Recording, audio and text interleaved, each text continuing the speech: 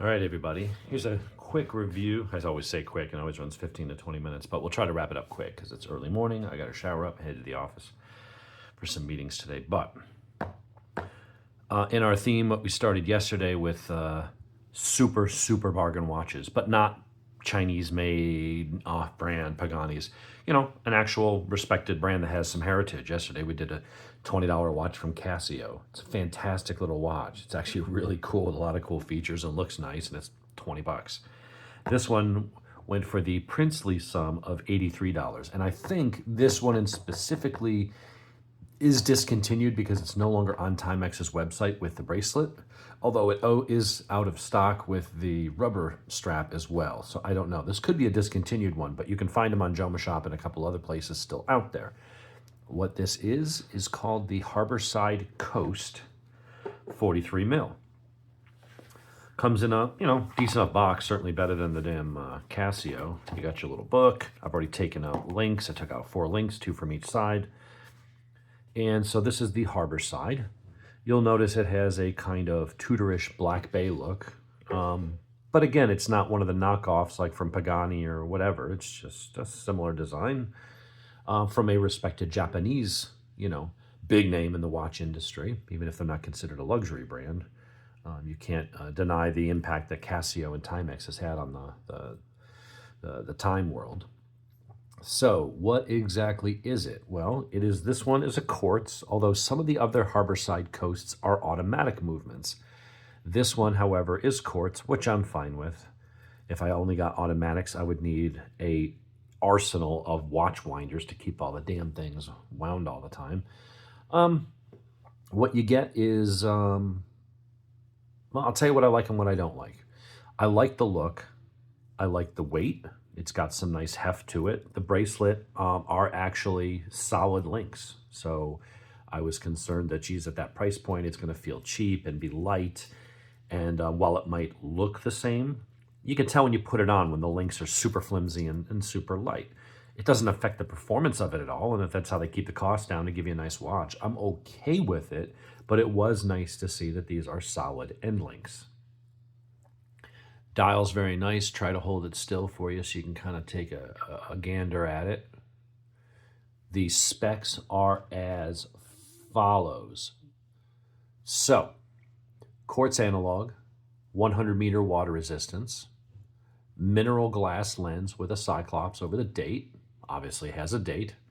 We are 43 millimeters dis away. Case height, a svelte 11 millimeter. The lug width, 20 millimeter. The lug-to-lug distance, it doesn't give. And to me, that's probably the least important, although for some people, I guess that's important. But I don't have it handy, and I don't have my calipers here. So case back is simple enough. It is a snap-on, so it snaps down in. So it's not screw in or screw down. The crown is not screw down either. They claim 100-meter water resistance. I don't like the snap-in case backs. I will say, though, that at least one of my Tissot has that. My Tissot Chrono XL. And that's a $400 watch. I think a little bit over that with the bracelet. So, okay, it works. You can take a shower with it, maybe just a quick dunk in the pool. I wouldn't go much beyond that. The bezel action, let's see. Well, already, let's say there's a problem per se, but because the bezel's very short, it's hard to get a grip on it, to turn it. The clicks are nice. Once you get it moving, it's fine. But because it's very thin and that edge right here is kind of rounded, it's actually a little bit hard to get a grip on it. Once you realize how you have to grip it and where, then it does work fine, but it's not as easy as grabbing like one of my other, nicer dive watches. Let's see what it looks like on the wrist. And then we'll go through the one thing that might turn people off to it. As far as the clasp goes, it's a simple 2-button with a simple Timex on the clasp itself. It is stamped, but it's nice enough for a stamped. Some of my $350, $400 Bulivas have come with that. It sits nice and comfortable on the wrist. It's a nice looking watch. There's nothing wrong with it. It's actually Like I said, from a distance, you'd go, oh, someone's got a Tudor Black Bay. You can take that as you want. Some will see that as a positive. Some will see that as a negative. I feel like, hey, it's a Timex, so you're not sitting there with, I don't want to say counterfeit, because Pagani and some of those other companies they're not putting the Tudor branding, but you're obviously not getting a complete knockoff. The Japanese are a little different than the Chinese when it comes to, especially the name brands. They'll make watches that are kind of like the Casio. It's obviously not a Royal Oak, but you can tell what they were designing for was to give that vibe. And this does the same. I would say this is probably closer in look to a Tudor Black Bay 58 than some of the other Japanese. Again, I don't want to use the word homage because I don't know if that's the ones that were influenced by iconic designs. But it is a nice looking watch. Now, here's the only negative that I have found the only downside I found so far. The strap is actually very comfortable. I had a really nice NATO strap I was going to put on it. I thought would look really cool. And it actually looks a little bit better with the bracelet than with the NATO. And because the bracelet actually feels nice, I feel like the bracelet would be worth $80. It's actually a surprisingly nice bracelet. It does use push pins, but they were very easy to use with the little push pin tool.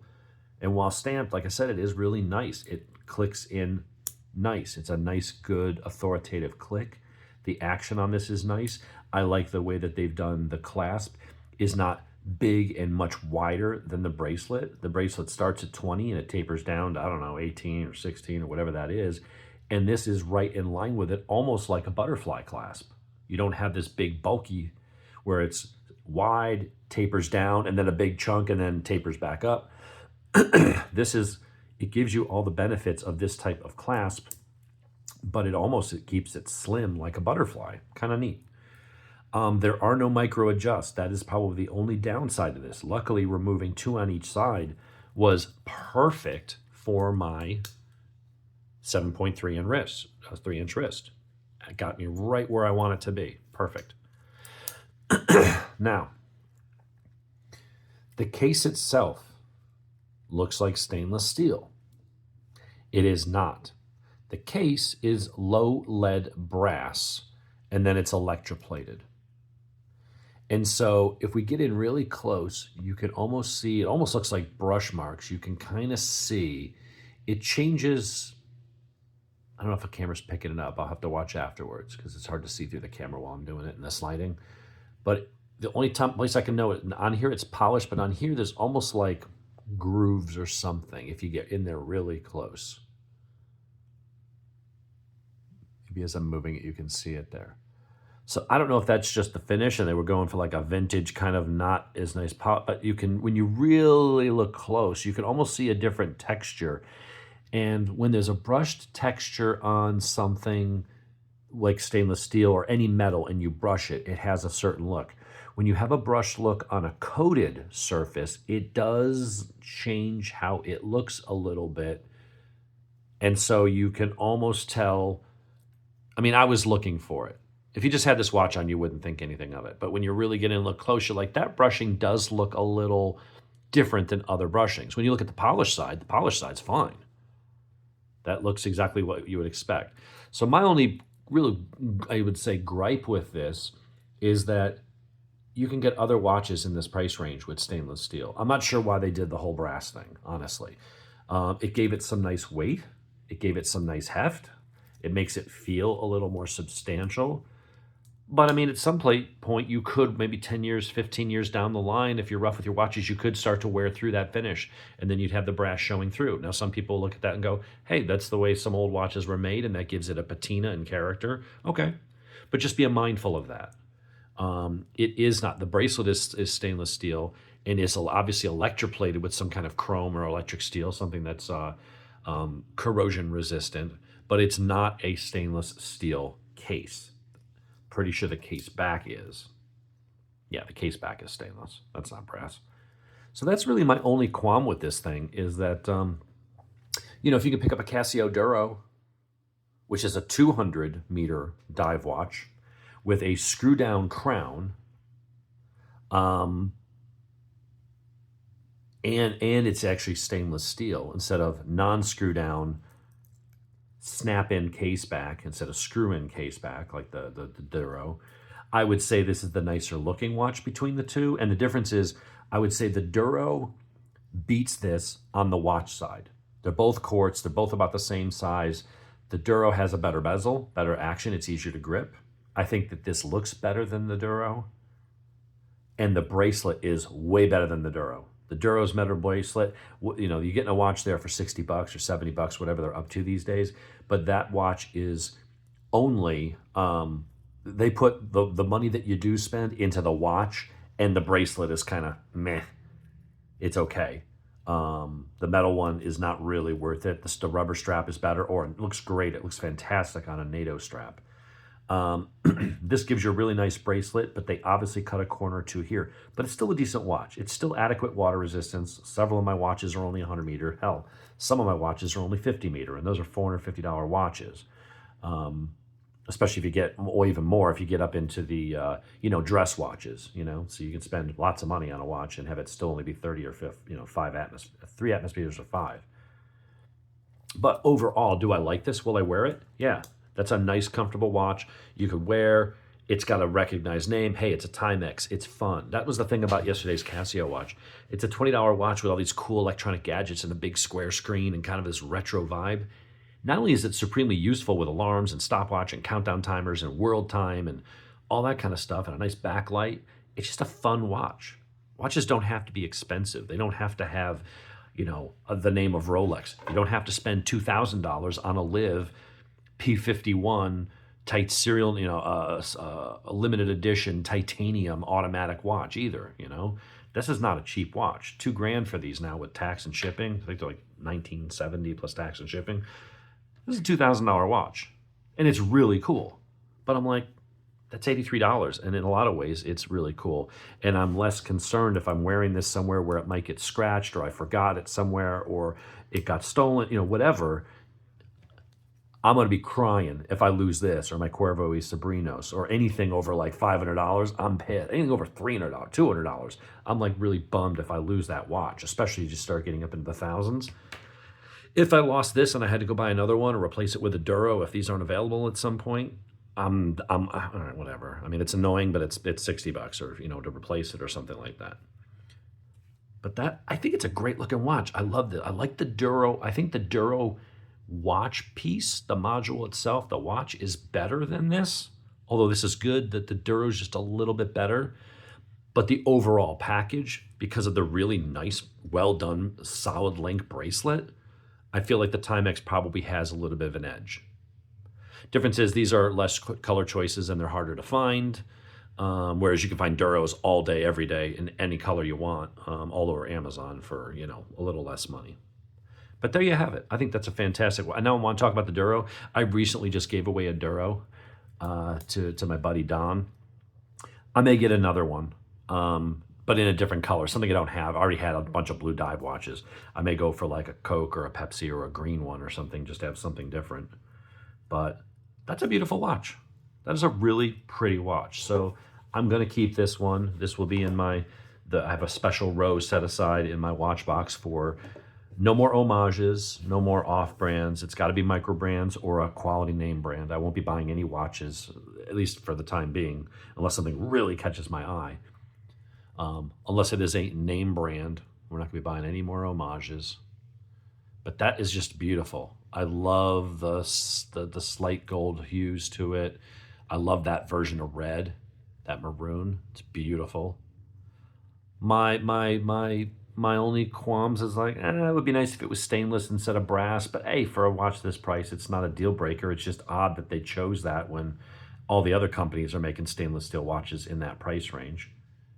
But I think the bracelet more than makes up for a couple of things. Yeah, it's not a screw down crown, but that's all right.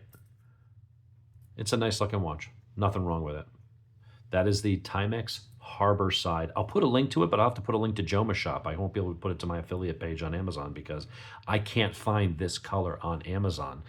I did find it on Joma Shop for 83 bucks, and that was the only place I found it that had them in stock. So this may very well be a discontinued model, but they have others in other colors with different color bezels. Some are quartz like this, some are automatics, some have rubber straps. I think there's one or two with a leather strap. There's one that's got a black bezel with a teal dial with a bracelet that's really sharp. That's 120 bucks. But a lot of these are out of stock. There's one that's a light blue and red with a black dial. That's $189, so that one's got to be an automatic. You know what? I'll just put the link here to Timex's website. That's what I'll put up there in the video. But give it a look. I think it's gorgeous. It's a nice watch for less than $100. There's a lot of people out there that can't spend or just wouldn't. Some people are like, dude, it tells the same freaking time. Why do I need a $2,000 or $5,000 watch? You don't. You buy a watch like that because you like, I love the brand, which I do. Liv is amazing. And I love their product. Their products are amazing. So I'm willing to spend money to get that kind of watch. It's a nice automatic chronograph with a really nice robust movement. That's just a beautiful watch. So you're going to pay for it, right? But not everybody wants or needs that. Some people are like, dude, that's a month and a half rent, or that's like 5 car payments or whatever. I'm not spending that on a watch. Great. Think of something like this. Think about a Duro. There is a lot of good watches that you can get for like in the $50 to $100 range. Yeah, you're not going to impress a watch snob with it, but who cares? You wear a watch that you enjoy because it makes you happy, not because you're trying to impress somebody else, right? It's nice to have that one impressive watch, so when you do go to a wedding or a job interview, you know, you're not showing up in a Timex, you got something nice. Some people do judge, you know, others by what brand of shoes you wear and your appearance and things. So, hey, there's some merit. You can make an argument for having a nice watch, but even then, you don't have to spend thousands. You can go buy a nice Seiko for 450 bucks, like a nice Seiko. So, but that's the Timex. One last look. Crown.